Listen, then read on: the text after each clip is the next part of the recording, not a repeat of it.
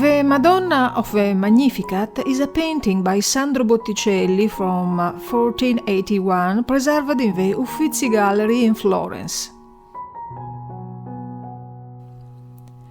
We don't know certainly about the clients of a table, which being circular recalls the work hung in the antechamber in the bedrooms in the period, and is probably a work for private family devotion.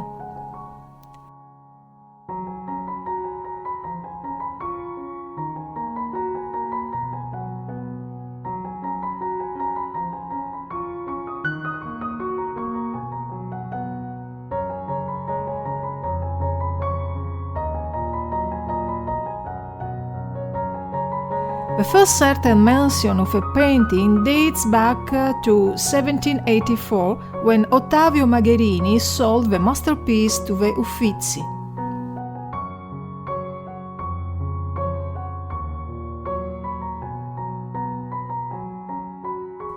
On the left page of a book, we read some words of a Benedictus of Zechariah, Elizabeth's husband, about the birth of his son John the Baptist.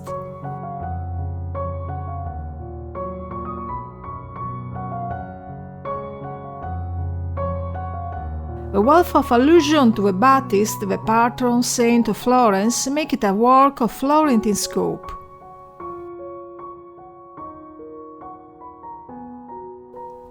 Some thought that the client was Piero de Medici, son of Cosimo the Elder, and that the characters that animate the painting are nothing but icons of a member of his family.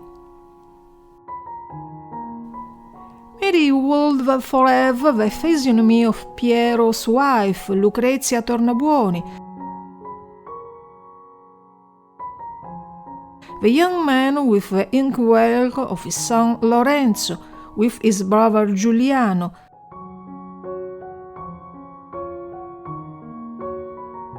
The angel who embraces them, dressed in red, would be his daughter Maria, while his older sister Bianca on the left and Nannina on the right, holding the crown.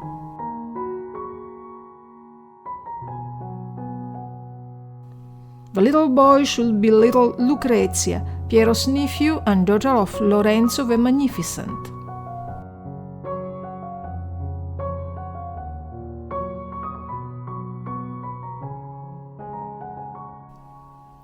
The Virgin with a child on her knees is crowned by two angels while she is writing on the book the words of a Gospel of Luke, Magnificat anima mea Dominum, the opening verse of a canticle with which Mary, during her visit to Saint Elizabeth, thanks the Lord for being chosen as a tool to allow the incarnation of God.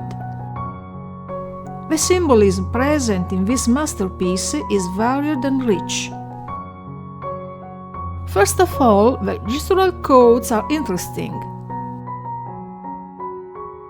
The child rests his hand on his mother's arm and guides her, a symbol of perfect agreement between God and his chosen one. Jesus' face is turned upwards, signifying his heavenly nature and his belonging to the divine dimension.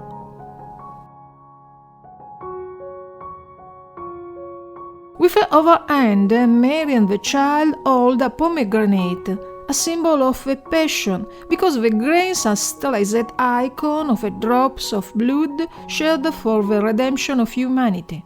Furthermore, this fruit is a symbol of royalty and fertility, in that on its top it forms a kind of crown and is rich in seeds, and of a church unity, symbolized by the beings held together under the rind.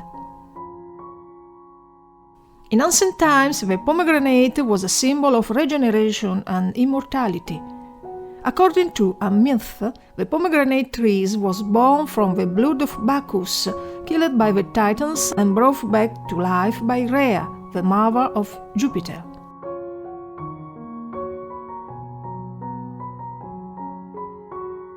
The pomegranate is also linked to the abduction of Proserpine by Pluto.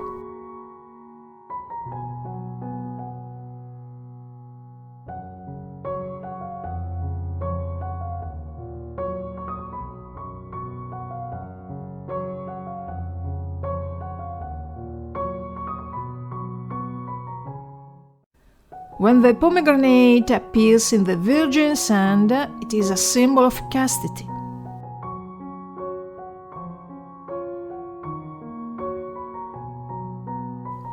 Two angels crown the Virgin with a golden diadem, symbol of perfection, covered with stars.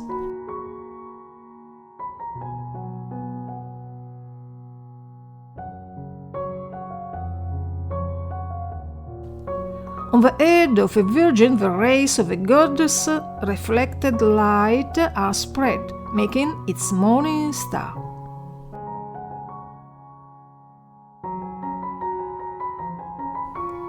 Heavenly beings hold up a book and an inkwell, and the Queen of Angels hold a nip dipped in ink, with which she writes, with her Son, the new history of the world, lending her hand to the world inspired by the Son of God. She wears a red robe covered with a dark blue and finely decorated cloak.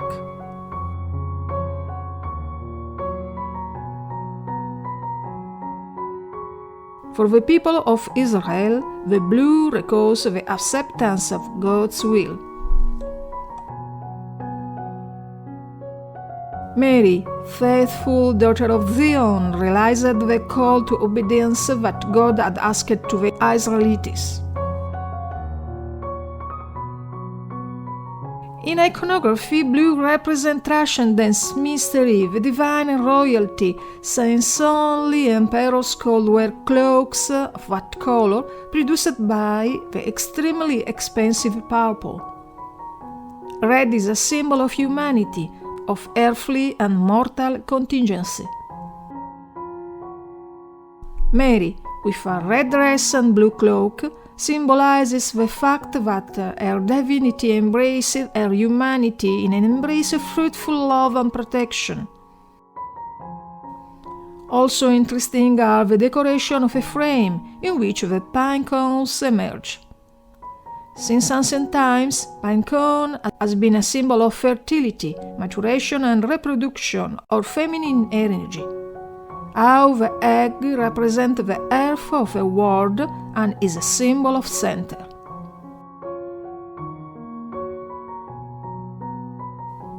A thoughtful symbolic reading of a painting was also made.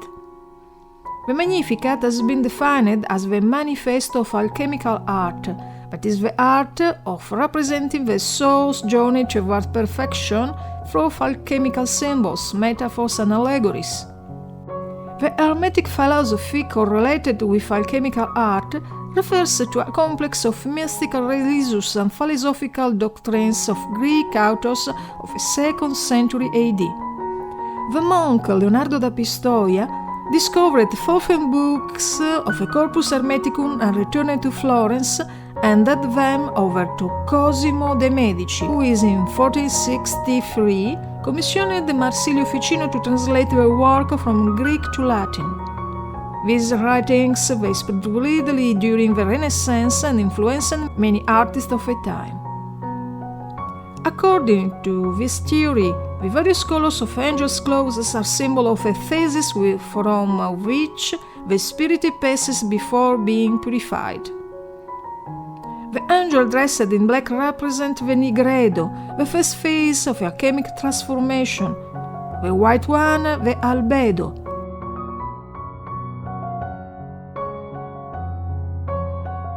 The angel in yellow the citrinitas,